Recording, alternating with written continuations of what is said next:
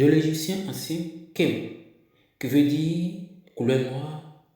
Le mot arabe Kemia tire sa racine du grec Kemia, qui signifie magie noire ou mélange de liquide. En effet, le mélange de liquide ou magie noire de l'arabe alchimie, qui veut dire la chimie, traduit littéralement la Kemia, d'où la chimie. Oui, j'ai 5 minutes pour en parler. La chimie moderne, c'est la chimie que nous utilisons actuellement, de Antoine Lavoisier et de Amedeo Avogadro. Il faut avant tout citer Antoine Lavoisier, 1743 à 1794, considéré comme le père de la chimie moderne.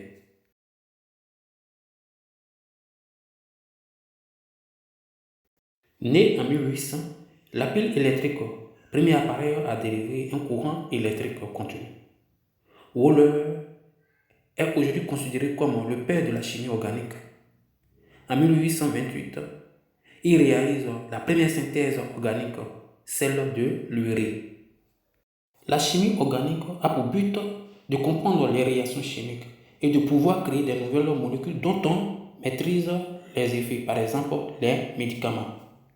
Les domaines d'application de la chimie organique sont nombreux. Par exemple, la découverte de nouvelles réactions et construction de nouvelles molécules. Nous avons les extractions, la purification et la détermination des composés naturels. Nous avons encore le développement des méthodes de synthèse. Dans ce cours, nous aurons quelques points à développer. Je dis bien 4 points à développer. Le premier point, nous verrons comment déterminer la masse molaire grand M des composés organiques CXHYOZ. Au second point, nous verrons comment déterminer la formule brute des composés organiques CXHYOZ. Au troisième point, nous verrons comment déterminer le rendement petit r au cours d'une réaction chimique. Et en dernier point, nous aurons les principales réactions avec un acide carboxylique.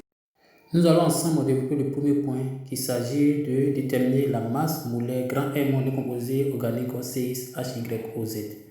Ici, la masse molaire de ce composé est égale à la masse sur son nombre de moles.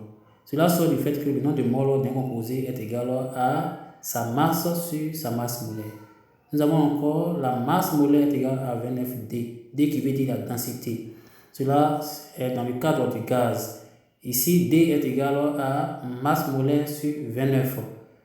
Troisième point, nous avons la masse molaire est égale à 1200X sur le pourcentage de carbone est égal à 100Y sur le pourcentage de l'hydrogène est égal à 1600 Z sur le pourcentage de l'oxygène. Nous allons détailler un peu les 1200X sur le pourcentage de carbone. Ici, les 1200X sur le pourcentage de carbone sont du fait que le pourcentage du carbone est égal à 12X. 12X, ça veut dire la masse molaire du carbone fois son coefficient isométrique divisé le tout par la masse molaire du composé multiplié par 100. Sans transition, nous allons aborder le second point. Il s'agit de déterminer la formule brute d'un composé organique CXHYOZ. Ici, nous avons 12X plus Y plus 16Z donne la masse molaire de ce composé. Comment on a fait pour trouver la masse molaire de ce composé? Alors, la masse molaire de ce composé est égale à la masse molaire du carbone fois le coefficient isométrique est égal à X, plus la masse molaire de l'hydrogène fois son coefficient isométrique est égal à Y, plus la masse molaire de l'oxygène fois son coefficient isométrique est égal à Z.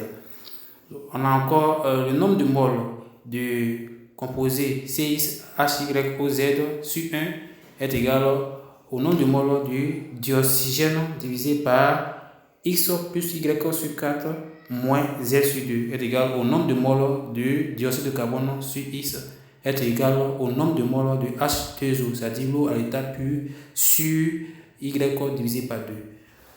Pour trouver les coefficients géométriques X, Y et Z, on a X est égal à pourcentage de carbone fois la masse molaire de ce composé sur 1200.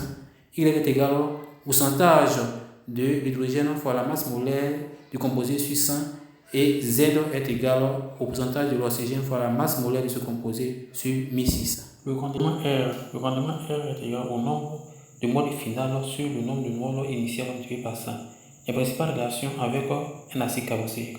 L'acide carboxylique en présence de l'alcool donne un ester. L'acide carboxylique en présence de l'ammoniac donne un amide.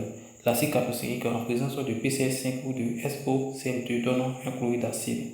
L'acide carboxylique en présence du P4O10 donne un anhydride d'acide.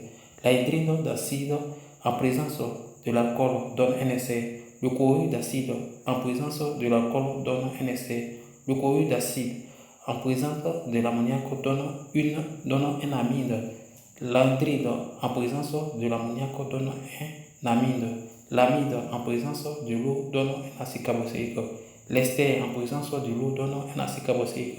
L'anhydride d'acide en présence de l'eau donne un acide carboxylique. Et enfin, le chlorure d'acide en présence de l'eau donne un acide carboxylique.